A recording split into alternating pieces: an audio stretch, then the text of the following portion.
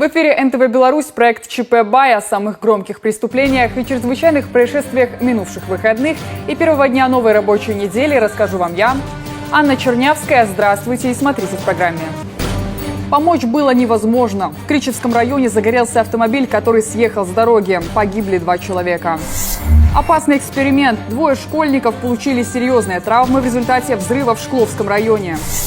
И как мошенники используют водителей-международников, узнаете совсем скоро. 2 жизни оборвались в одно мгновение. Накануне в 4 часа дня в Кричевском районе в результате ДТП вспыхнула легковушка. По предварительной информации госавтоинспекции, водитель «Фольксвагена» недалеко от деревни Зайцево, Слобода, не смог справиться с управлением авто, из-за чего машина вылетела в кювет, врезалась в придорожные деревья и загорелась. 2 человека погибли на месте, их личности устанавливаются. Возбуждено уголовное дело. Примерно в это же время в агрогородке Боровое, это Дзержинский район, погиб 45-летний местный житель. В этом случае, как рассказали в дорожной милиции, мужчина не смог совладать с управлением квадроциклом. Транспорт съехал на тротуар и врезался в забор. От полученных травм водитель скончался до приезда скорой. Известно, что мотошлема на нем не было. А сегодня утром в Мозыре под колесами авто погибла 63-летняя женщина. 50-летний водитель «Опеля» на улице Интернациональной, сообщили инспекторы ДПС, не затормозил перед пешеходом, которая дорогу переходила по зебре. Еще один пешеход, несовместимый с жизнью травмы, получил субботним утром в Солигорском районе. 23-летний водитель «Тойоты» на дороге Минск-Микошевичи, по данным ГАИ, не пропустил 50-летнюю жительницу агрогородка Старобин. Она тоже проезжую часть пересекала по нерегулируемому пешеходному переходу слева направо по ходу движения автомобиля. Женщина скончалась на месте, проводится проверка. Отсутствие на одежде фликеров могло стать причиной аварии в Витебском районе. 49-летний мужчина шел по дороге, 35-летний водитель, по информации госавтоинспекции, среагировать на пешехода не успел. Пострадавший госпитализирован. Сразу 2 человека вынуждены были отправиться в приемный покой после ДТП в Червинском районе. Накануне недалеко от деревни Шалаши 21-летний водитель ВАЗа, как сообщают в МЧС, не удержал авто в пределах полосы, из-за чего машина врезалась в опору линии электропередач. В автомобиле были 2 пассажиров, они выбрались из покореженного салона самостоятельно. Водителя с помощью специнструмента деблокировали спасатели. Травмы получили предполагаемый виновник и один из его попутчиков. Подробностями расследования ДТП с автобусом, выполнявшим международный рейс, в результате которого серьезно пострадала женщина, поделились сегодня следователи. Это произошло ночью 5 февраля. Напомним, 48-летний водитель МАЗа перевозил пассажиров по маршруту Санкт-Петербург-Минск. В Рассонском районе на закруглении дороги он не справился с управлением. Автобус съехал в кювет и перевернулся. С места ДТП с тяжкими телесными скорая увезла 63-летнюю пенсионерку. Следователи уже выяснили, что не все пассажиры в салоне были пристегнуты ремнями. Перед местом аварии установлен дорожный знак, предупреждающий об опасном повороте. Но водитель предупреждения не принял во внимание. Скорость существенно не снизила, она в тот момент была 99 км в час. Автотехническими экспертизами установлено, что в автобусе была неисправна система АБС, что привело к невозможности изменения траектории движения транспортного средства в процессе экстренного торможения. Собранный характеризующий материал показал, что мужчина ранее судим не был. Привлекался к административной ответственности за нарушение правил дорожного движения. По результатам расследования 48-летнему водителю предъявлено обвинение по статье «Нарушение правил дорожного движения и эксплуатация транспортного средства» лицом, управляющим транспортным средством, повлекшее по неосторожности причинение тяжкого телесного повреждения. По факту выпуска в рейс неисправного автобуса из уголовного дела выделен материал проверки, который направлен в столичную милицию. С серьезными травмами в больнице оказались 2 школьников. Подростки 13 и 14 лет, как рассказали в СК, гостили у своих бабушек. На окраине агрогородка Черноручье в Шкловском районе накануне днем они решили провести опасный эксперимент. По данным МЧС, парни бросали петарды в костер, в котором находилось стекло. Взрыв от одной из петард оказался слишком сильным. Высокая температура горения, ударная волна и осколки привели к ожогам, рваным ранам, порезам и другим повреждениям. Одного из пострадавших госпитализировали в Республиканский центр по лечению огнестрельных и минно-взрывных травм на базе Главного военного клинического медицинского центра в Минске. Второй подросток в Могилевской областной детской больнице. Шкловским районным отделом Следственного комитета по данному факту проводится проверка. Устанавливаются все обстоятельства произошедшего. Особое внимание будет уделено причинам и условиям, способствовавшим травмированию подростков. О пропаже 8-летнего мальчика в деревне Новинки Дятловского района в субботу в милицию сообщил его отец. Обеспокоенный мужчина рассказал, что вместе с женой поехал в город за лекарствами для дочери, а когда они вернулись, сына уже не было. Правоохранители незамедлительно принялись обследовать окрестности, прочесывать лес и проверять пустующие дома. Спустя всего 2 часа после начала поисков ребенка нашли в сарае на одном из соседних участков. Он там прятался. Правоохранители оценили его состояние, помощь мальчику не требовалась. Никаких противоправных действий в отношении него не совершалось. Мальчик воспитывается в полной благополучной семье. Просто в силу возраста он не смог оценить возможные последствия своей шалости. Беглеца вернули родителям. Сотрудников милиции вынуждены были вызвать работники МЧС, которые работали по сообщению о возгорании в одном из домов в Бобруйске. Выяснилось, что 25-летний парень сам зажигалкой поджег соседский коврик, а когда пламя разгорелось, испугался и набрал 101. Все происходящее снимал на телефон, так что доказать его причастность труда не составило. Спасатели потушили огонь, а правоохранители увезли поджигателя в изолятор.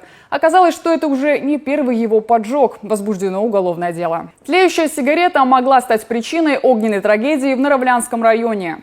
Накануне после 10 часов вечера спасателям поступило сообщение о горящем доме в агрогородке Буда-Головчицкая. К прибытию пожарных расчетов в строении охватило пламя, обрушилась крыша.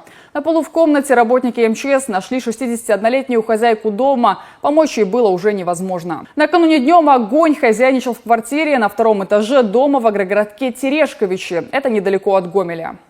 На полу в коридоре прибывшие бойцы МЧС обнаружили 60-летнего мужчину. Он успел надышаться едким дымом. Пострадавшего вынесли на улицу, он госпитализирован. Что стало причиной пожара, будет известно после проведения ряда экспертиз. Сообщение о задымлении в жилом доме в агрогородке Негорелое Дзержинского района поступило в службу спасения тоже накануне. По указанному адресу незамедлительно направились подразделения МЧС. Во время разведки на полу в кухне спасатели нашли 55-летнего хозяина. С предварительным диагнозом отравления продуктами горения его увезли в больницу. И в этом случае, что спровоцировало возгорание, еще выясняется. Сейчас прервемся на рекламу, она пройдет быстро, а после расскажем. Как 2 белоруски пытались провести в нашу страну коммерческую партию ветеринарного препарата. Не переключайтесь.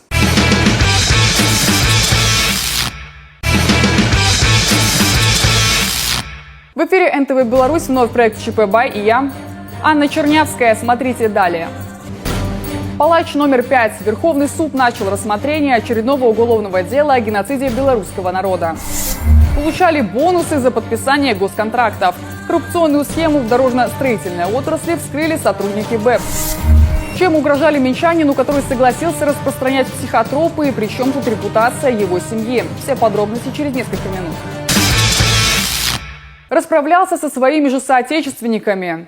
Очередное уголовное дело о геноциде белорусского народа начал рассматривать Верховный суд. Пособник нацистских палачей Александр Ермольчик родился в 1915-м в Полесской области БССР. Осенью 41-го предатель дезертировал с фронта и вступил в отряд вспомогательной полиции в Хойниках, которая проводила карательные операции против мирного населения на оккупированных территориях. При наступлении Красной армии он скрылся и обосновался в ФРГ под чужой фамилией. Примечательно, что в 60-70-х годах прошлого века его пытались привлечь к уголовной ответственности в Германии, но немецкая Фемида долго рассматривала это дело. Завершить этот процесс и восстановить историческую справедливость предстоит белорусскому правосудию. С осени 1941 года по 1943 год он находился на территории БССР, руководил и непосредственно принимал участие в карательных операциях. Совершил жестокие убийства не менее 247 жителей Беларуси, в том числе стариков, женщин и детей. То есть людей, которые не могли оказать сопротивление карателям. Далее, после отступления немецко-фашистских захватчиков, Ермольчик проживал на территории ФРГ в городе Целе под именем Альберт Крюгер. Умер Ермольчик 27 ноября 1984 года, не понеся наказания за совершенное злодеяние. А МВД продолжает работу по выявлению коррупции. Так, в северном регионе страны с поличным при получении взяток задержаны 3 представителей дорожно-строительной отрасли. В рамках сопровождения государственной программы «Дороги Беларуси» оперативниками по борьбе с экономическими преступлениями Витебщины Вскрыты факты системной деловой коррупции. При силовой поддержке ОМОН за получение взяток с поличным задержаны жители Витебска и Новополоцка. Борцы с экономическими преступлениями установили, что руководители госпредприятий получили почти 100 тысяч рублей за подписание контрактов с частными фирмами, которые должны были утилизировать строительные отходы. Оперативники БЭП Центрального региона выяснили, что должностное лицо одного из сельхозпредприятий регулярно получало благодарность от коммерсанта за победу в тендере. Установлено, 30-летний главный инженер сельхозпредприятия Минской области получал на систематической основе денежное вознаграждение за благоприятное решение вопросов о выборе конкретной организации исполнителем по ремонту специальной техники и принятии выполненных работ. Судимый за дачу взятки 53-летний уроженец Гомеля стал локомотивом коррупционной схемы хищения удобрений. После освобождения он номинально устроился водителем на фирму, где выращивают сельскохозяйственные культуры. Де юре компанию возглавлял его сын, де-факто он сам был руководителем. Фигурант обладал многочисленными знакомствами в агропромышленном комплексе региона, знал и о недостатках в этой сфере, поэтому решил воспользоваться беспорядком в схеме отгрузки удобрений. По сложившейся практике многие хозяйства передавали на склады доверенности с длительным сроком действия на получение удобрений, выписанные на агрономов. На деле же на погрузки приезжали, как правило, только водители, иногда из сторонних организаций. Путевые листы должным образом не проверялись. В марте, по данным СК, бизнесмен, обманув кладовщиков, похитил со складов минеральные удобрения двух компаний. Общий вес товара составил более 150 тонн стоимостью 70 тысяч рублей. Для перевозки груза мужчина использовал транспорт и водителей своей организации. Примерно столько же удобрений обвиняемый похитил, договорившись с директором филиала крупного сельхозпредприятия. Партия стоимостью 86 тысяч рублей подлежала отгрузке в адрес филиала. Замысел фигуранта также поддержали руководитель и главный агроном крупного предприятия в сфере растениеводства. Преступное трио похитило 35 тонн азотно-фосфорно-калийных удобрений на сумму почти 46 тысяч рублей. В последующем эти удобрения на бумаге внесли на поля и списали. Важнейший элемент интенсивного земледелия изымался из оборота белорусских хозяйств и по подложным документам реализовывался в соседнем государстве. При организации очередной заграничной поездки деятельность расхитителей была пресечена правоохранителями. По уголовному делу следственной группы проведено более 300 процессуальных и следственных действий. По поручениям следователей экспертами ГКС проведено свыше 20 различных экспертиз. Оперативное сопровождение по делу осуществлялось сотрудниками УБЭП, УВД Гомельского облсполкома. Общий имущественный вред по уголовному делу, составивший свыше 200 тысяч рублей, возмещен в полном объеме. Кроме того, на имущество обвиняемых наложен арест на общую сумму 160 тысяч рублей. Факты хищения сжиженного газа с предприятия в Бресте установили местные борцы с экономическими преступлениями. Подозреваемые работники компании. Фигурантам 46 и 56 лет. Около месяца, по данным милиции, они выносили баллоны. Им удалось похитить 250 килограммов вещества. Похищенное злоумышленники реализовывали третьим лицам по заниженной цене. Ущерб организации не возмещен и составил около 800 рублей. Фигурантам грозит до 5 лет лишения свободы. Коммерческую партию ветеринарного препарата пытались ввести в Беларусь две наши соотечественницы. Водитель и пассажирка легкового Ауди ехали из Польши через пункт пропуска Брест. Они заявили, что декларировать им нечего, и потому для прохождения границы выбрали зеленый коридор. При проведении таможенного контроля на женщин сработало техническое средство таможенного контроля. Сотрудник таможни предложил им предъявить сокрытые товары.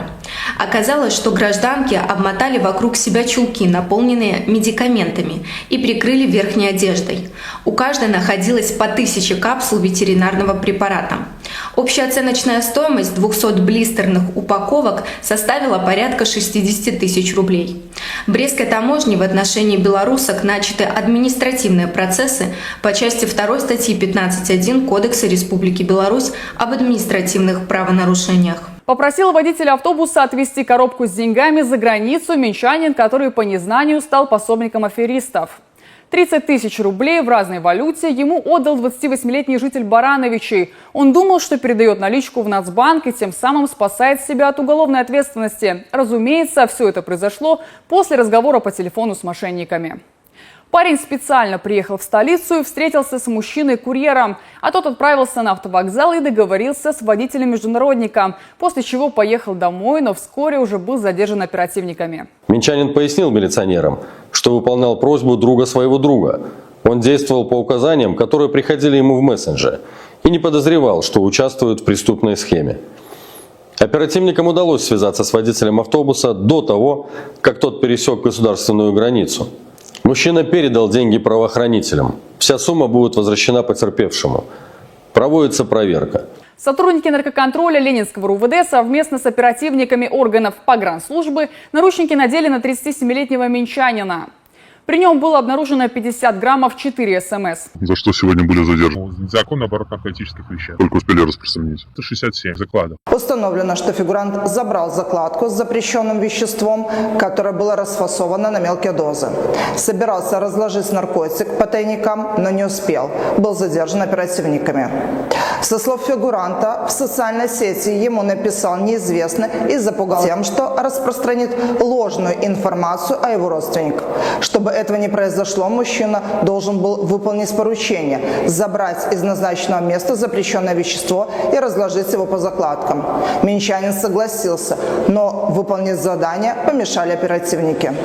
Возбуждено уголовное дело за незаконный оборот наркотиков с целью сбыта. В одном из продуктовых магазинов в Могилеве пропал товар на крупную сумму. Представитель торговой точки в милиции рассказал, что больше всего любителя неоплаченных покупок интересовал кофе. Установлено, что к хищениям оказался причастен 19-летний ранее судимый могилевчанин, грузчик одного из магазинов. Похищенные товары он продавал на одном из сайтов. Общая сумма ущерба составила более 2000 рублей. Стиральную машину и бытовой кондиционер оставил на хранение у приятеля 46-летний житель Ляховичей. 58-летний мужчина, обещавший все вернуть в целости и сохранности, как сообщает один из телеграм-каналов, в тот же вечер продал технику, а на вырученные деньги устроил застолье. Когда владелец приехал за своими вещами, то обнаружил лишь пустой сарай и нетрезвого друга. Возбуждено уголовное дело за кражу. Не последнюю роль сыграл алкоголь сразу в 2 случаях хулиганства в столице. Так, 19-летний студент, от души отдохнувший на самой тусовочной улице, ногой ударил по стеклу на меню-борде в помещении ресторана быстрого питания на улице Немига. Оперативникам парень признался, что очень хотел произвести впечатление на друзей. Во втором случае другой 19-летний молодой человек сломал рекламную вывеску, висевшую на подъезде. Оказалось, девушка не пускала парня домой, потому как он был пьян. Тогда минчанин выместил свое негодование на стенде. Возбуждены уголовные дела за хулиганство. Мужчинам придется возмещать причиненный ущерб. Произвести впечатление на подписчиков планировал 11-летний школьник из Гродно.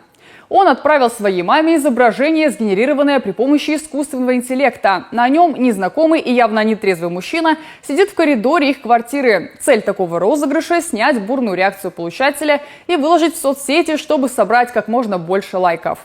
Однако предугадать реальную реакцию мамы, которая явно не следит за трендами в интернете, подросток не мог. Женщина, бросив работу, устремилась домой, по дороге вызвав милицию. Ролик действительно мог бы получиться вирусным, потому как правоохранители быстро отреагировали на сообщение и приехали по адресу. Вот только, смеем предположить, школьнику было уже не до трендов. На сегодня все. Это был проект ЧП.БАЙ. Яна Чернявская. Прощаюсь с вами. Продуктивной недели, уютного вечера и оставайтесь на НТВ Беларусь.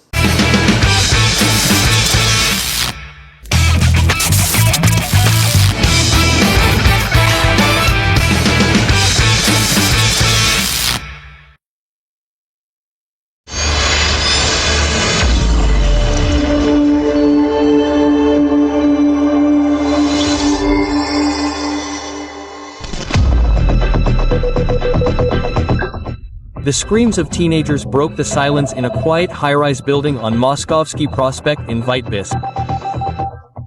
The children had gathered in the entryway on the utility stairwell to chat. It's usually empty. All residents use the elevator to reach their floors. But one November evening in 2021 was an exception. The usual meeting place for young people was covered in soot and drenched in blood. The young people discovered the charred body of an unidentified woman. It was clear this was an unusual occurrence.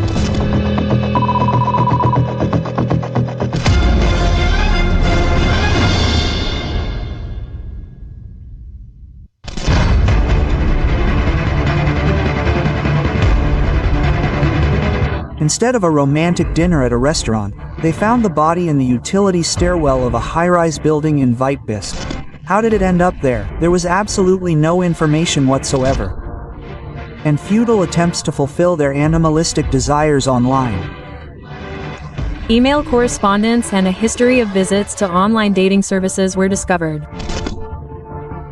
When blazing passion gives way to inhuman cruelty. During the investigation, experts came to a shocking conclusion. The last minutes of life turn into a nightmare. During the examination, signs of shock were found. This suggests that this was the immediate cause of death. A new episode of the documentary series Crime Examination. Fatal Acquaintance. Watch on NTV Belarus now.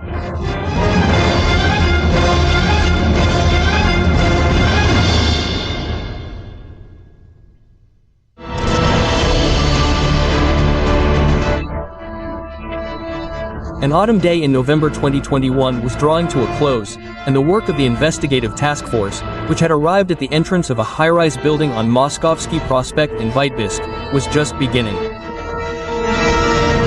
A woman was found in the apartment building on the landing, a technical staircase.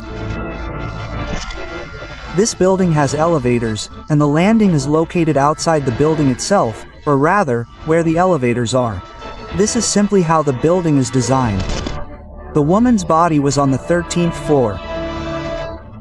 Looking at the scene that confronted the investigative task force, even the most experienced detectives' hearts froze. A horrific picture. Here we had a woman lying on her stomach, face down, half her torso, that is, her upper half, completely burned. That's it. This lower part, that is, the pants were pulled down and, there are traces of blood around it, various personal belongings scattered about, and that immediately indicated that this woman's death was the result of some kind of violent act. Another fact that didn't even say, but literally screamed, that the death was criminal. Near the deceased's body lay her personal belongings, keys, a necklace. However, there were no documents. It's unlikely that an adult woman would have left the house without a bag, much less a phone. It wasn't found at the scene either. This would only be credible if the now deceased lived in the same high-rise building. Detectives went through every apartment in the building. And it soon became obvious that this woman didn't live there. Her personal information was unknown. How she ended up there. That is, there was absolutely no information. The forensic experts understood perfectly well that a lot now depended on them. Any object found during the examination could later become evidence. We had established boundaries for the search. To begin with, we established boundaries between the 13th and 14th floors, specifically this technical staircase, and gradually began examining it. Various objects were discovered from bottom to top. Everything was recorded and seized. The experts had to examine the staircase literally centimeter by centimeter.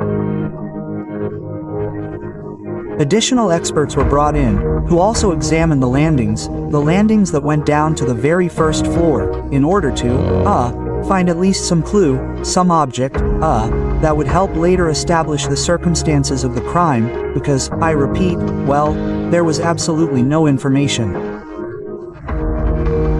I mean, who was this woman? Under what circumstances did she end up there? The forensic experts seized everything that was near the body at the time, and even hypothetically, that could even bring them one step closer to the perpetrator. During the crime scene examination, bottles and cigarette butts were seized. At the initial stage, objects that could be visually detected were seized. After, shall we say, a visual inspection and the seizure of various objects, I then began identifying invisible traces, that is, treating surfaces with electroscopic powder. and at this stage, the experts had their first success. During the examination of the staircase, forensic experts discovered a fingerprint next to the body of the deceased. It did not belong to the deceased woman, and the experts were able to establish this with absolute certainty. It had been left quite recently. Considering the fact that, other than the traces of the deceased herself, nothing else was found on the staircase of the 13th floor of a high-rise building on Moskovsky Prospect in Vitebsk, the task force concludes that they have most likely tracked down the perpetrator.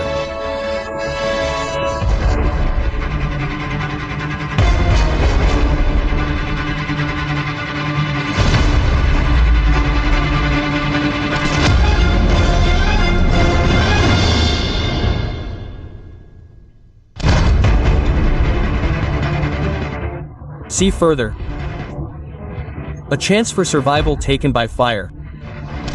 After sustaining bodily injuries, the victim was still alive. Silent witnesses to tragic events in forensic laboratories. A. Mixture of the victim's biological material and the suspect's was discovered on shards of a bottle. And the identity is established, how the detectives tracked down the brutal killer. This information helped investigators calculate the time when the suspect could have been near the house. A. Fatal acquaintance. Continuing the new episode of the documentary series Crime Examination. In a few minutes on NTV Belarus.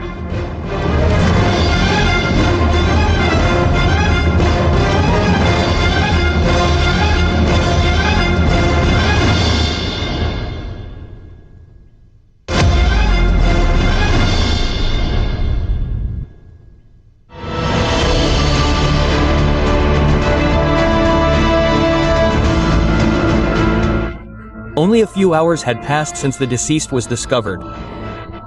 On the 13th floor of a utility stairway in a high-rise building on Moskovsky Prospect in Vitebsk, her body had already been delivered to the lab. Forensic experts began their work. The body was almost completely charred along its upper front surface. Her clothing was also charred, meaning that the fragments of clothing that remained on the body were in a state of pronounced charring. Only partial clothing remained on the front surface of the body, a fragment of some kind of vest-like garment, and the sleeve of a synthetic jacket with polymer locks. During the examination, experts came to a shocking conclusion. The woman was cremated while her heart was still beating. This was indicated, as forensic experts say, by specific morphological features. 50% of the deceased's body was burnt. Dead tissue doesn't produce such hyperemia, that is, swelling and redness of the skin. When dead tissue is burned, yes, there are no lectures, that is, the organism is already dead, the tissues are dead, there are no specific biochemical reactions occurring. That is, in a living organism, they do occur and produce reactive changes. That is, any injury we receive, a wound, abrasion, blood flow, begins its own life there. That is, the body's cells accumulate there, escape, and begin some kind of reparative, restorative processes. The theory that a fire could have started in the stairwell wasn't even considered, since there was no ignition source near the body. Someone had set the woman on fire. Only before that, and this also became clear, within the walls of the forensic laboratory, she had been brutally beaten and abused. Furthermore, the autopsy revealed bodily injuries in the form of blood clots, abrasions, and contusions in the head area.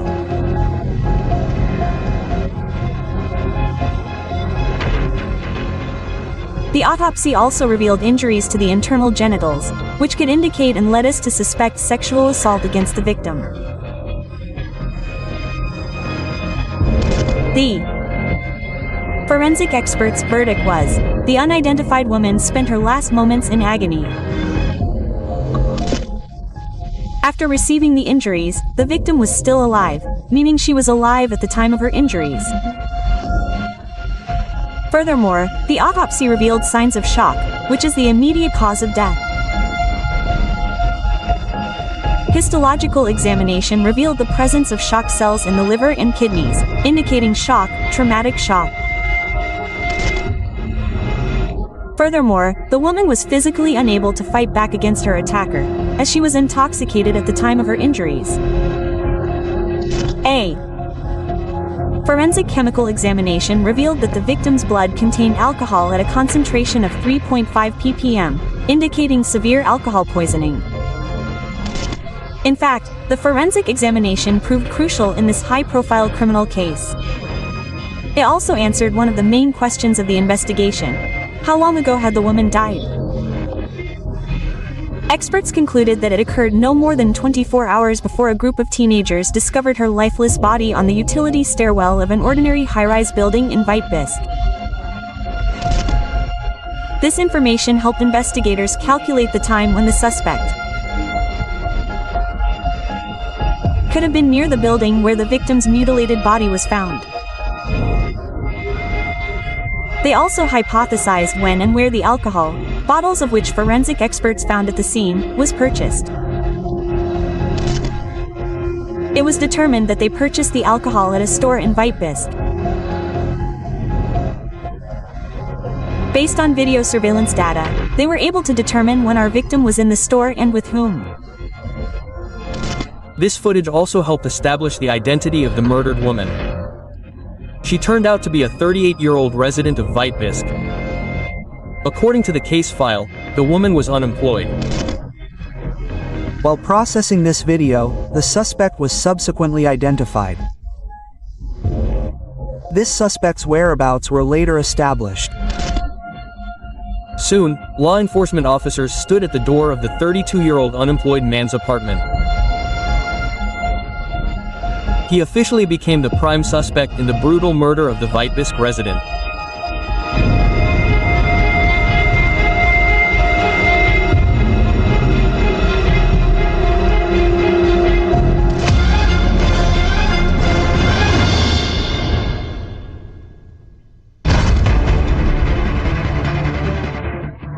Look, after a few minutes, denying it was pointless. Given the weight of the evidence, he, in principle, then began to speak out.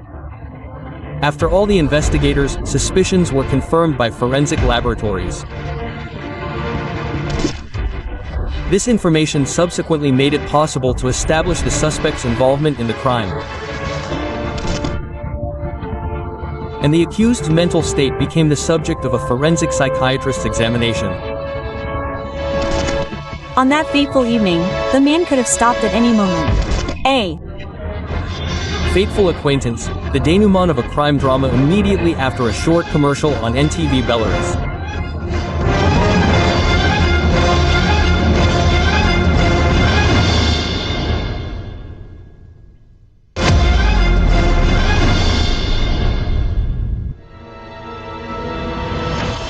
The suspected killer met the detectives calmly.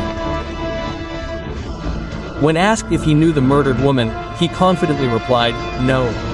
He claimed he'd never seen anyone like her before, hadn't met anyone the day before, and had spent the entire day at home. Initially, of course, he denied knowing anything and didn't know the victim, but later he was shown a video of himself entering the store, which clearly showed good quality footage. Alcohol was clearly visible in the footage. The bottles of alcohol purchased at the store were a perfect match for those found at the murder scene by forensic experts.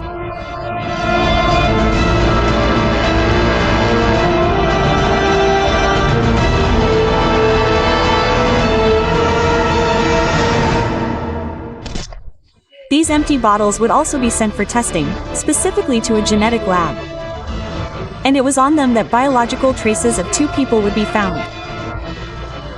The brutally murdered woman, found dead on the utility stairway of a high-rise building in Whitebisk, was already the prime suspect in the brutal murder. Other tests were also conducted in the same genetic lab, which later formed the basis for the guilty verdict. Genetic tests are used for identification, meaning they have very high evidentiary value, and without them, virtually no case is sent to court. This case is quite high profile, so our department conducted a number of tests. On the same day the body was discovered, numerous items were seized from the building's entrance.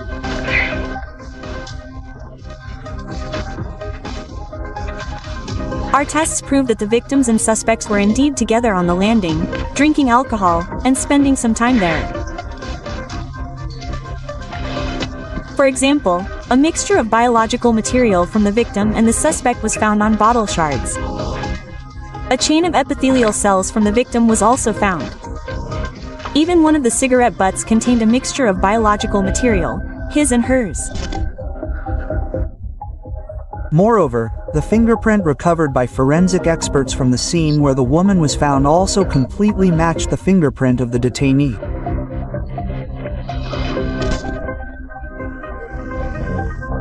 An examination was conducted based on this, trace. That is, the conclusion of this examination was that the fingerprint recovered from the scene was made by the suspect's left thumb, which confirmed his presence, and, well, participation in the entire incident.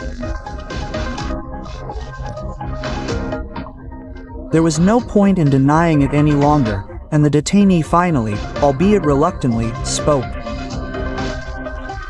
He then began to explain that, yes, indeed, he had met the victim, although he hadn't known her before, and had met her for the purpose of drinking. In his analogy, the suspect explained that he had gone out for a walk in the evening and, quite spontaneously, had met the now deceased woman. However, as would later emerge, the man had gone out on the day of the murder with a specific purpose: to find a woman for a one-night stand. He had recently tried to do so online, but finding a real girlfriend in the virtual world proved difficult. A computer forensic examination was ordered, focusing on the laptop. This laptop was seized from the suspect, who had been using it the day before the crime.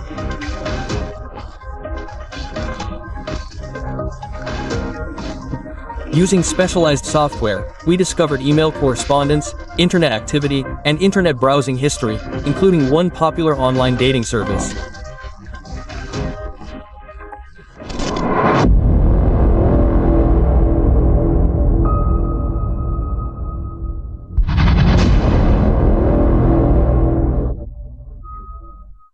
Over the course of 2 days, the detainee initiated online correspondence with various women, but his hopes for an evening of pleasant company with further interactions faded with each conversation. One by one, the women turned him down, realizing his sexual fantasies would never come true. The man left the dating site and, according to the investigation, switched to prohibited 18+ online platforms. All of the detainee's digital traces were recovered by experts who conducted a computer forensic examination of his laptop.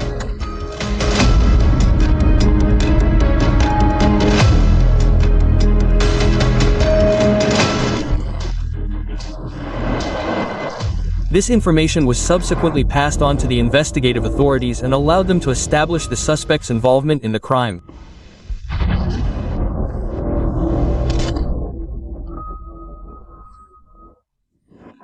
Despite the fact that virtually all the expert findings by that point essentially implicated the suspect in the brutal massacre, the man continued to insist he had not killed his casual acquaintance.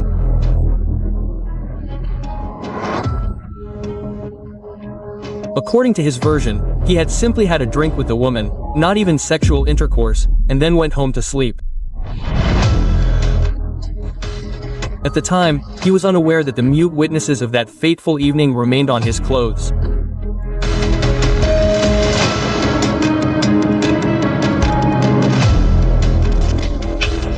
Clothing belonging to the suspect was seized at the suspect's residence. A mixture of biological material, including blood and cells from the victim, was also found on the suspect's pants. Traces of blood similar in origin were also found on the victim's clothing and belongings, including the following traces of blood. Blood smears on the pants were also found, also caused by dynamic contact with blood-stained surfaces. During an inspection of the basement of a building located on a street adjacent to the crime scene, the suspect's backpack was discovered, containing blood and cells from the streets involved in the case. Realizing that all of the suspect's theories have essentially fallen apart, he finally begins to tell the investigators how it all really happened. Yes, indeed, he met our victim. They decided to have a drink, bought some alcohol, went to the stairwell, where they were drinking. While drinking, suspect decided to have sexual intercourse with the victim. Considering the fact that forensic experts found biological material from the suspect under the victim's fingernails, the investigation concluded that the woman resisted, trying to fight off her new acquaintance. This, according to the investigators, is what enraged the detainee. So, well, under the weight of the evidence, he then basically began to say that, yes, indeed, something came over him, she insulted him. An argument ensued between the victim and the suspect. As a result, she suffered bodily harm. According to the suspect, he believed she was already dead in order to cover up the crime. He set her on fire, doused her with flammable liquid, and then set her on fire. A psychiatric examination diagnosed the detainee with mixed personality disorder. This means he is prone to aggression and impulsive behavior. However, he has no problems with willpower. This means he could have stopped at any moment that fateful evening. But for reasons known only to him, he didn't and ultimately stood trial. Themis found the 32-year-old Vitebsk resident guilty of rape and murder and sentenced him to 24 years in prison. The verdict was handed down in April 2022.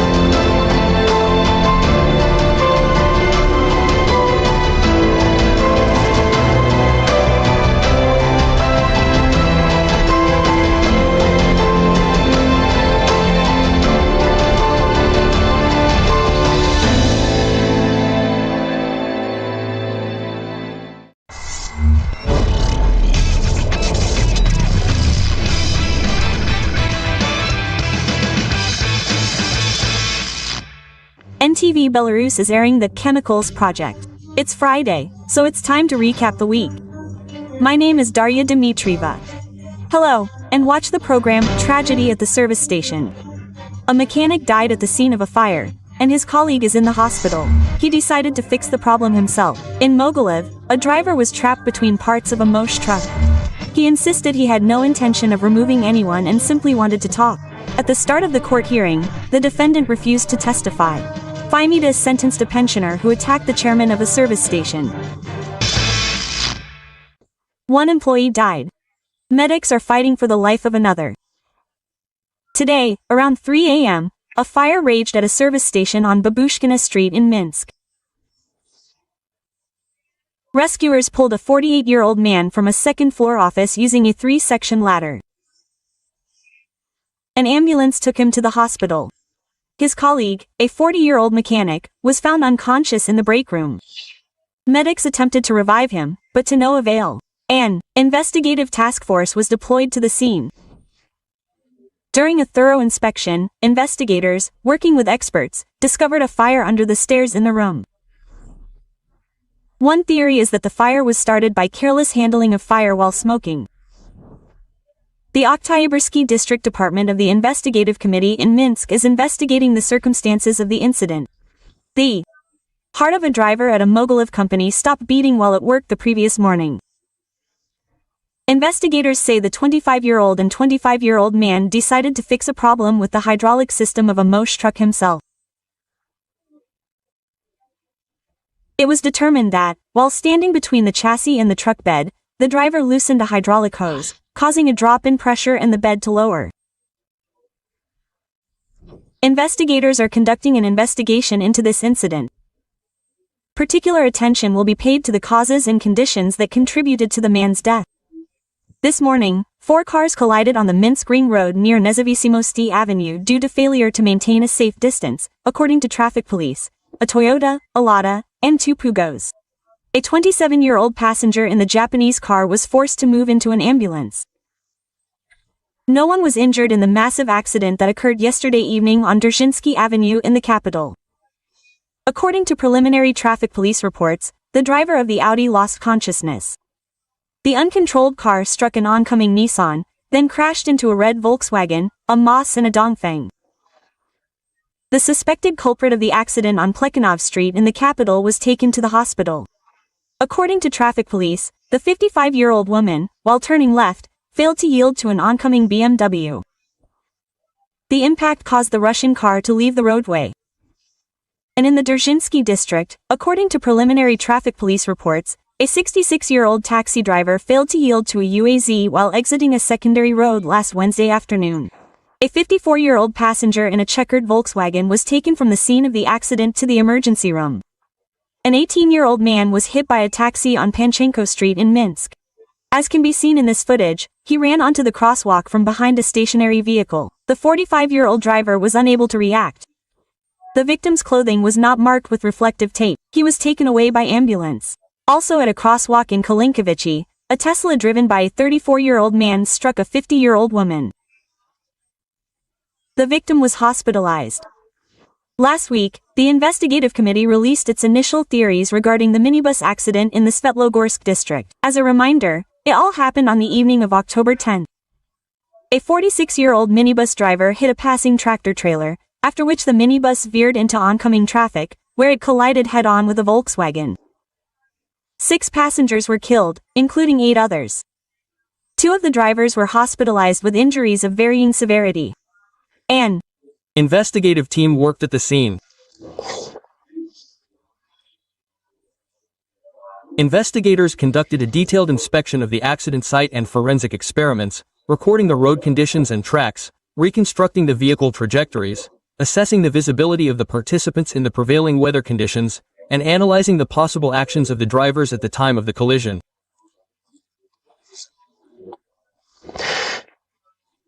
Specialists from the State Forensic Examination Committee have been tasked with conducting a series of expert examinations aimed at establishing the circumstances necessary for a procedural decision. A criminal case has been opened under Part 3 of Article 317, violation of traffic regulations or the operation of vehicles by a person driving a vehicle, resulting in the unintentional death of 2 or more persons. The investigation has been entrusted to the most experienced officers of the main investigative department, the Central Office of the Investigative Committee, specializing in criminal cases of this category. Investigators have currently determined that the minibus was traveling at a speed exceeding the permitted speed limit for the section of road in question. The minibus was equipped with seat belts. However, an analysis of the investigators' available data suggests that most of the passengers, including the driver, were not wearing seat belts at the time of the accident. At the time of the collision, the tractor's yellow flashing beacon was operating. However, the vehicle and trailer's parking lights were inoperative.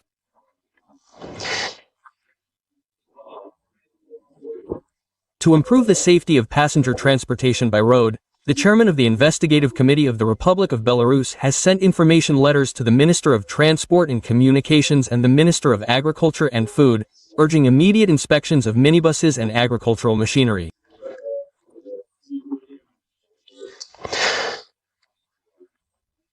Particular attention has been called for ensuring that drivers comply with rules for the safe transportation of passengers, speed limits, traffic regulations, and the use of seatbelts, as well as taking effective measures to prevent faulty vehicles from participating in traffic. A pensioner from Volkovisk set a posthumous record. He was found at home with no signs of foul play. It was discovered that he lived alone and was an abusive drinker. Forensic experts determined that he died from acute ethyl alcohol poisoning. His blood alcohol level was nearly 10 parts per million. To reach this level, a person would need to consume, on average, approximately 2 liters of strong alcohol in a relatively short period of time. The previous day, a boat capsized on the Dnieper River in the Goritsky district near the village of Budy. 2 fishermen were trapped in the icy water. Everything happened before the eyes of bystanders who called 112. By the time the rescue service arrived, the men were still afloat thanks to their rubber flotation device. The river is 3 to 4 meters deep at that point. Emergency ministry personnel brought the victims to shore in a rescue boat. They were taken to the emergency room. It's commercial time on NF Belarus now. And right after, a long report from the film crew from the courtroom, where a pensioner who nearly killed the chairman of a gardening association near Minsk heard his guilty verdict. Stay tuned.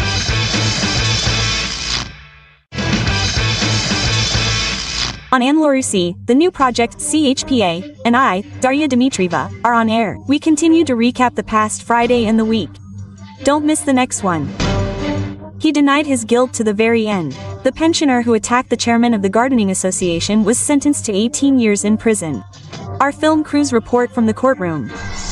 A Nazi collaborator was found guilty of genocide against the Belarusian people without a statute of limitations. And how did a student from a Minsk university behave when caught on CCTV? Spoiler alert, he's currently under investigation. She survived thanks to a neighbor. The previous day, Themis sentenced a pensioner who attacked the chairman of a gardening association near Minsk and nearly killed the woman in her own home.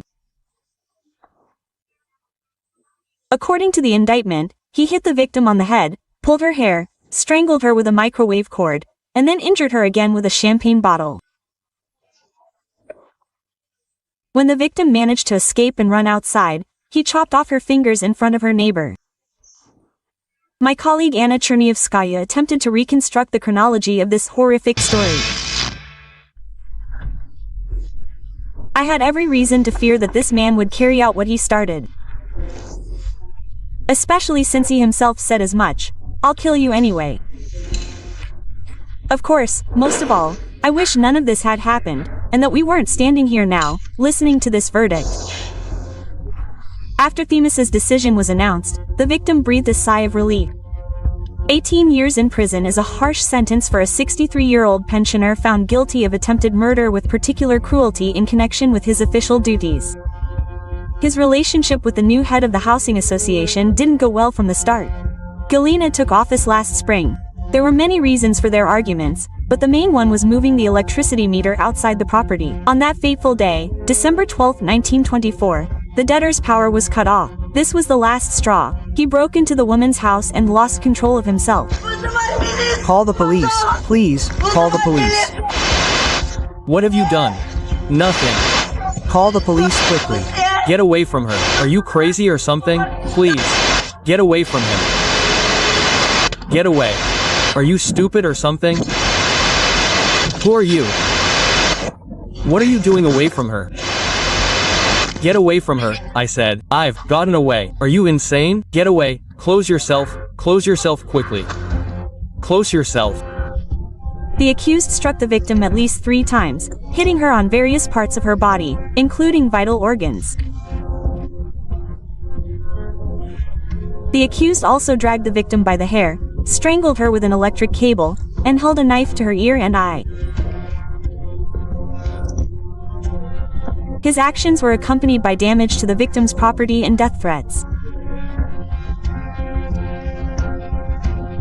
A commission of experts at the State Forensic Expertise Committee for Minsk Oblast conducted forensic examinations of the victim to determine the nature and severity of her injuries. The forensic examination revealed multiple bodily injuries caused by various traumatic objects, namely the amputation of the 2nd, 3rd, 4th, and 5th fingers of the right hand, multiple wounds to the right hand, multiple head wounds, a skull fracture, specifically the frontal bone and a fracture of the left scapula, multiple bruises and abrasions to the head, neck, torso, and extremities. A real struggle for life ensued in the victim's garden shed. She later admitted that she even tried to grab a knife from the table and stab her attacker. Another neighbor came running at the woman's screams. Outside, right before his eyes, the enraged defendant chopped off the victim's fingers. He was stunned for a few seconds by the sight, then called an ambulance and the police, administering first aid and bandaging her hand. The woman was practically unconscious at the time. Doctors would later say that she would have died from blood loss if she hadn't died. At the beginning of the trial, the defendant refused to testify. He only partially admitted his guilt, insisting he had no intention of killing anyone, and he continued to insist on this when given the final statement. He claims he went to the presiding judge with only one question: to find out the phone number of the electricians who, in his opinion, had illegally disconnected the power to the house. He had been chopping wood on his property that day, which is why he brought the axe. The defendant did not complete his criminal intent to kill the victim due to circumstances beyond his control, as the victim had received timely qualified medical care, and, accordingly, the defendant's actions were prevented by witnesses. The defendant essentially pleaded not guilty in court. I have 2 more surgeries ahead, and only after them will it be more or less clear whether I will be able to use my fingers. My moral condition, of course, leaves much to be desired. The defendant will be obligated to pay Galina 70,000 rubles as compensation for moral damages. If the verdict is not appealed, and both parties still have time to do so, the elderly man will spend the next 18 years in a maximum security penal colony. Anna Chernievskaya, Alexander Beretsky, Emergency. Time to summarize. Today, the Supreme Court announced the guilty verdict against Osip Vinitsky, a Nazi collaborator and commander of the 1st Company of the 118th Ukrainian Security Police Battalion. This is the 4th verdict in the history of sovereign Belarus in a criminal case concerning the genocide of the Belarusian people during the Great Patriotic War. The criminal case established 17 counts of Vinitsky's criminal activity as part of the 118th Punitive Battalion. Evidence has been collected implicating him in the brutal murders of over 400 residents of the Byelorussian SSR, including 146 children. It is undoubtedly very important that Vinitsky's actions, which have no statute of limitations, have received an appropriate legal assessment.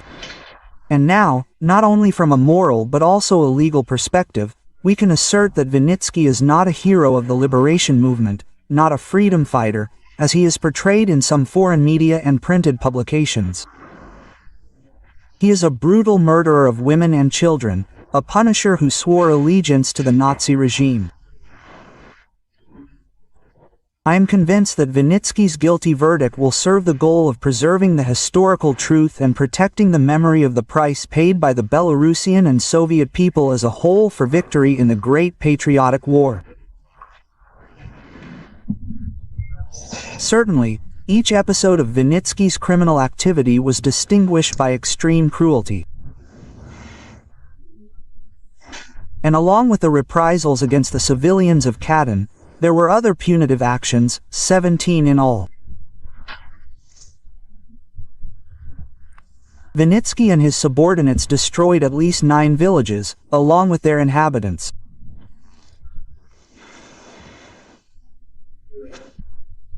His criminal activities, well, defy all understanding, so brutal and cruel were the reprisals against civilians. The search for the missing Belarusian in Myanmar continues. Last week, the Ministry of Foreign Affairs stated that all rumors about the girl's disappearance are mere speculation. As a reminder, as it became known, on September 20th, a Belarusian citizen flew from Bangkok to Yangon. A few weeks later, contact with her was lost. The girl's mother appealed for help. Inquiries were immediately sent to the foreign policy and law enforcement agencies of these countries in accordance with established procedures. Direct contacts have been established. The issue of the missing Belarusian citizen in Myanmar is being closely monitored by the country's embassies in Vietnam and Myanmar. No information about her whereabouts or legal status has yet been received. Various theories are currently being circulated online about the cause of the Belarusian's disappearance. Some claim the girl was dismembered and sold for her organs, while others claim the criminals demanded a ransom of $500,000 from her family.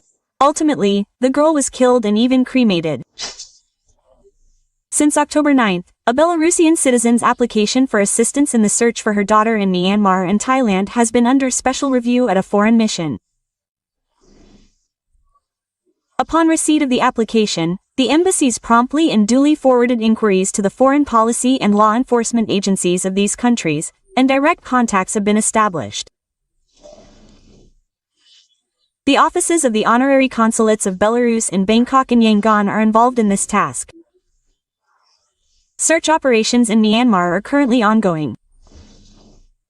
Upon receipt of relevant information, the embassy will provide all necessary assistance and support to the Belarusian citizens involved, within its competence. As the Belarusian diplomat emphasized, the embassy and the Ministry of Foreign Affairs of Belarus have repeatedly drawn attention to the existence of fraudulent centers in Myanmar. They also urged citizens to carefully review job offers coming from the region. Another of our compatriots was illegally detained in one of these call centers. Last March, she was able to return home thanks to close cooperation between Belarus and the authorities of Myanmar and Thailand. Now it's time for commercials in Belarus. Right after, we'll tell you how a young businessman defrauded two of the largest enterprises in the Gomel region. And why did Bill Telecom employees call a Minsk resident's work phone? Stay tuned.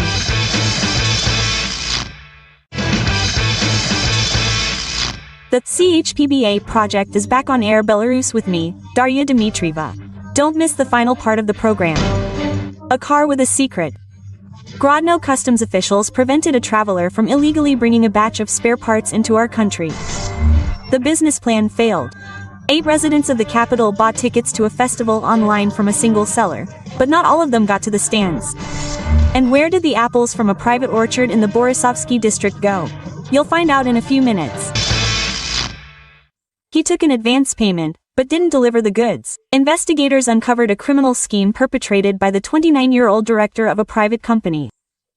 Law enforcement discovered that the businessman had entered into contracts with 2 of the largest enterprises in the Gomel region for the supply of imported spare parts for equipment repairs. However, after receiving advance payments, he failed to fulfill his obligations. He converted part of the proceeds into cryptocurrency and used the rest to pay off debts with an unfulfilled contract. The damage exceeded 110,000 Belarusian rubles. The defendant faces up to 12 years in prison. Grodno customs officers discovered spare parts for industrial equipment in the car of a Belarusian returning home from Lithuania. The 46-year-old man was crossing the border through the Red Corridor at the Kameny Lok checkpoint. He filed a declaration for the temporary transport of his vehicle and claimed he had nothing else to declare. However, customs officers doubted his honesty and sent the car for a more thorough inspection. The car was scanned, and it was discovered that the rear passenger seats contained hidden compartments containing spare parts. Administrative proceedings have been initiated. The illegally transported goods in the car, valued at approximately 40,000 rubles, have been seized pending a court decision. A 16-year-old college student managed to sell the same item several times. The tickets were to a festival. He won 2 tickets and decided to sell them online. Soon, 2 residents of Minsk responded to the offer, and after a while, 2 more, as the ad was still active. The young man made a deal with them. I found 2 concert tickets on Kufar and contacted the seller. He gave me the card number, and I transferred 100 rubles. When I showed the tickets to the concerts, I was told that someone had already passed through. He sold 2 more tickets, belonging to his sister, using a similar scheme. On the day of the festival, 4 of the 8 customers who arrived late were denied entry and reported the matter to the police. The teenager pleaded guilty and returned the entire amount owed to the victims. However, a criminal case for fraud was opened. A 53-year-old woman from Minsk became the latest victim of telephone scammers. A supposed Bell Telecom employee called her work number and informed her that she needed to renew her service contract. I arrived at work that morning, and someone called my work number, introduced themselves as Bell Telecom employees, and explained that she needed to renew her contract. The woman gave the caller her passport information and mobile phone number. Then she received a call from a supposed law enforcement officer, who informed her that her personal information had been used by scammers and that illegal financial transactions had been carried out in her name. They threatened to search her apartment and prosecute her. They demanded that she declare all her savings. They asked me to take money from the house. They explained the situation to everyone and called back, saying that a loan was being taken out on your card. A Minsk resident became alarmed and transferred over 22,000 rubles to the account indicated by the scammers. Upon returning home, the woman told her son everything, who realized she had been scammed and advised her to contact the police. A 32-year-old resident of Babruisk forgot his briefcase containing a large sum of cash at a cafe. Besides the 10,000 rubles, the bag also contained documents. The owner quickly realized what was happening and returned, but found nothing. Detectives explained that a 59-year-old man, who had come to the same cafe for a snack, had spotted the briefcase at a table. After making sure the owner was not around, he took it and left. The stolen items have already been seized, and a criminal case has been opened. In Isada, 300 kilograms of apples went missing in a village in the Borisovsky district. The 60-year-old owner could only give the police an approximate time frame for when the uninvited guest had been on her property, from late September to mid-October. This time frame didn't deter the criminal investigation department. They discovered that a 45-year-old local resident had stolen someone else's apples. The suspect confessed to everything and said that immediately after harvesting, she had delivered the apples to a food processing plant, for which she received 160 rubles. Now, a criminal case for theft will also appear on her record. A 20-year-old Minsk resident couldn't pass by a street lamp. According to police, the young man was relaxing with a friend on the capital's busiest street that evening. On the way home, he decided to kick the lamp, causing it to break. After being interviewed by law enforcement, he admitted he had been drinking too much. With just one thoughtless act, the suspect earned a criminal charge and lost just over 1,700 rubles in damages. A 21-year-old student at a Moscow university smashed a security camera in a residential building. Alcohol consumption played a significant role in this incident. The intoxicated young man attempted to enter someone else's building but was unable to do so. Noticing that the camera was recording his actions, he first turned the lens, then hit the device several times, and ultimately simply ripped it from its mountings. It's possible that the man now facing criminal charges for hooliganism simply didn't like the camera angle or the lighting. That's all for today, and I, Darya Dmitrieva, bid you farewell. Have a cozy evening, have a safe weekend, and see you on NTV Belarus.